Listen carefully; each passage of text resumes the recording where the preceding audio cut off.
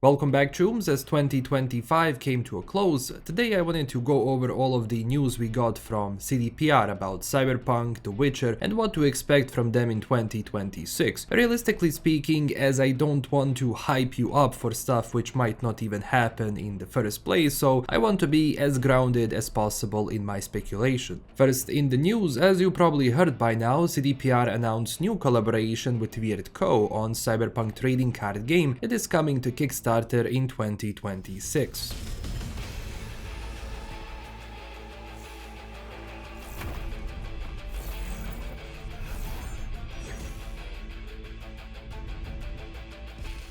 If this project is funded based on previous Kickstarter campaigns in both The Witcher and Cyberpunk, we should be expecting more news in 2026. Now also, if you sign up to their website, you will get a Lucy card. Although keep in mind, on their website they also stated that cards will be shipped once all Kickstarter rewards have been fulfilled. Also, they will cover both the card and shipping costs, and the maximum being 2 per household. It's interesting to see Cyberpunk as an IP expanded in this way, but trading cards have been here for a while, people like them, so this step is not a huge surprise. Art does look really good, so I'm just hoping that the final product will be good across the board, as I'm very interested in checking it out. As far as the Kickstarter campaign date goes, that is yet to be revealed, but they said sometimes in 2026. Being also that these are physical cards brings, well, a lot more weight to it, because personally digital cards don't really matter to me that much, as physical item throughout time maintains better value, and for me it feels better to hold a physical card than just to basically have digital on screen. It doesn't honestly prove to me any value whatsoever.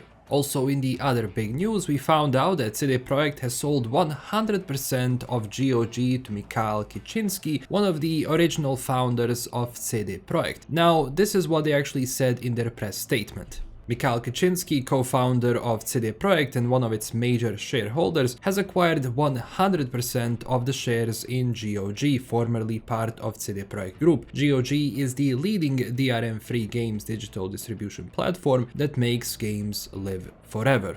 Kaczynski, one of the pioneers of the Polish video game industry, also co-founded GOG in 2008. From the very beginning, GOG has always been built on strong values and clear principles. When Marcin Nowinski and I came up with the idea of GOG, the vision was simple: bring classic games back to players and ensure that once you buy the game, it truly belongs to you forever. Kaczynski also said this: CD Projekt and GOG share the same roots and values: freedom, independence, and a genuine sense of ownership. I believe that CD Projekt, with its exceptional AAA games, will stand as always behind the GOG offering, making GOG the best place on the planet to purchase The Witcher and Cyberpunk games. Both existing titles and new ones will anticipate all so much. As a mature gamer, I often play classic games myself and deeply admire the creativity behind many of them. I truly believe that well-crafted classics can deliver as much joy as new releases. When it comes to pure playability, timeless games often prove to be really the safe choice, especially in a market flooded with gazillion of low retro spirit. I'm personally involved in the development of a few games like that, and they will certainly make their strong appearance on GOG in 2026. I'm actually still getting used to saying 2026, it's been just in my head 2025. Now also, they said here that GOG and Mikhail Kaczynski are aligned by a shared belief that games should live on forever. So technically, when it comes to this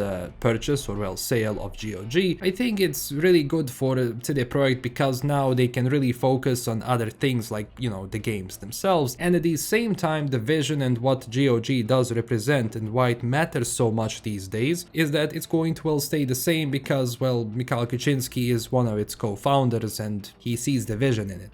I think probably this is one of the best options they actually have for GOG itself, that it doesn't fall into other hands, which is going to remove that DRM-free aspect or limit it, and that would basically severely punish GOG, because right now the position that GOG is in at the moment is because they're pushing these DRM-free games. It's because they're actually updating old games and making them playable on, you know, new systems. All of these things give GOG the edge against, you know, its competition, and if that thing does disappear, so will GOG in my opinion. So this is good for as long as their shared, vision of what this is continues. I think we should be fine, but honestly, I wouldn't worry too much about this. I think the business is, again, pretty much going to stay the same. In the other news, we also had Cyberpunk 50th anniversary. There were no updates or patches to the game, besides the trailer which showcased the most major characters in the game, gathering together. It looked cool, sort of similar to the Witcher 3 video where they all gathered together in Vineyard.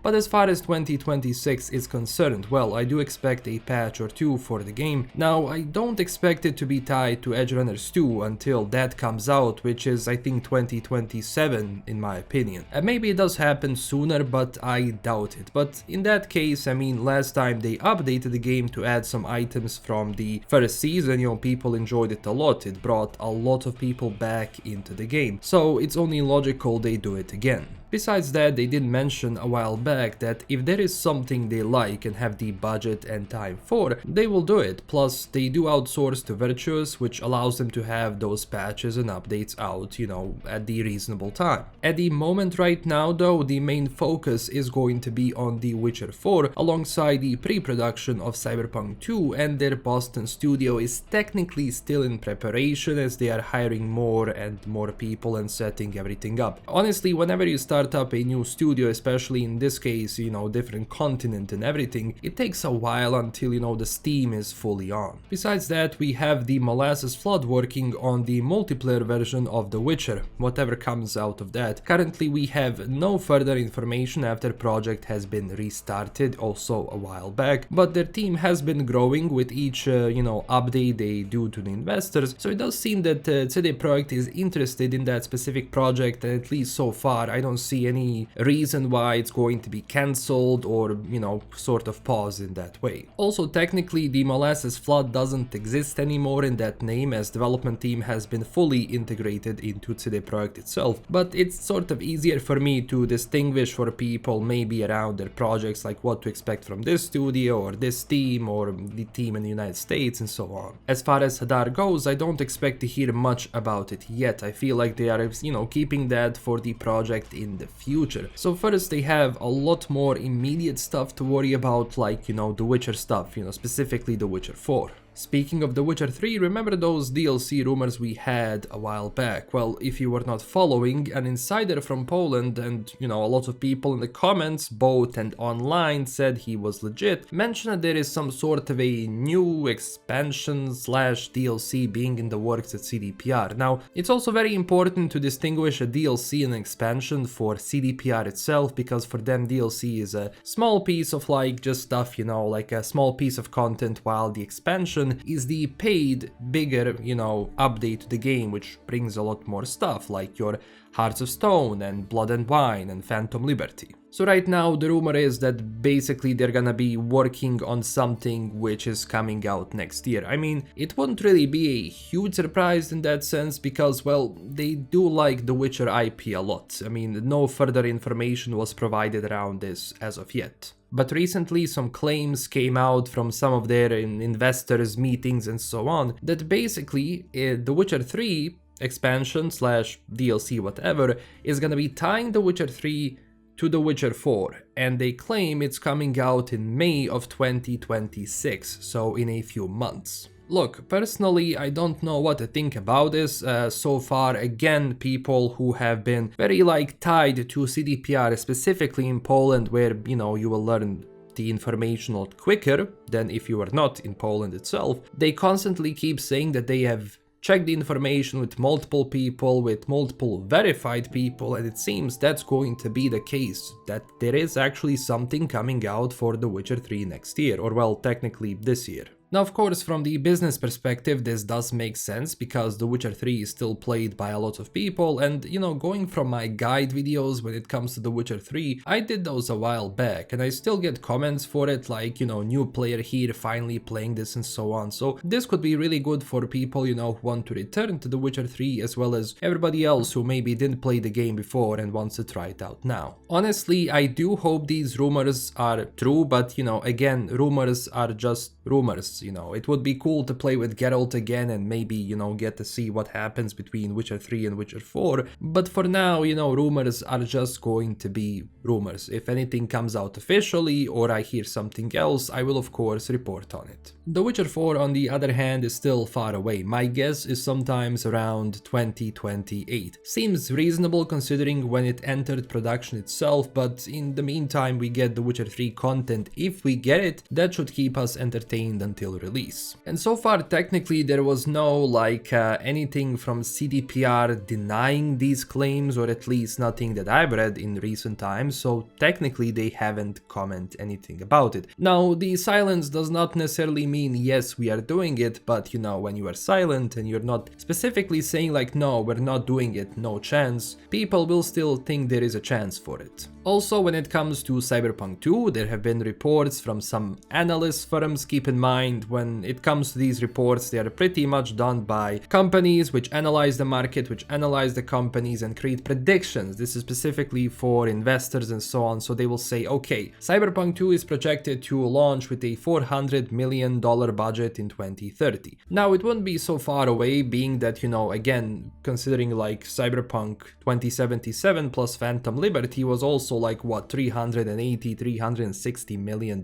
so still very expensive in that sense. But when it comes to the release date, 2030 does sound somewhat reasonable, of course, but we shall see how that goes. But if we take into account that, again, The Witcher 4 comes out in 2028, then it's also reasonable to say that Cyberpunk 2 could be coming out in like 2030 or 2031. Again, I know people expect a lot more content and they've been saying like, oh, we're gonna have a bunch of games coming out in a span of 6 years, but those are just plans, and plans always change. Good thing though, as we are moving towards the Witcher 4 release window, we will get more trailers and fingers crossed maybe gameplay in 2026, either during the Summer Game Fest or maybe during the TGA at the end of the year itself. And a lot of that hinges right now around things we don't know about, or are we just speculating, like the Witcher 3 expansion / DLC, whatever that comes out to be. So don't take it too seriously or, consider it as a fact yet. Like I said, we might be in for a very interesting year when it comes to CDPR, but it could also be a slower year, if nothing really comes out and everything is just that, a rumor. But,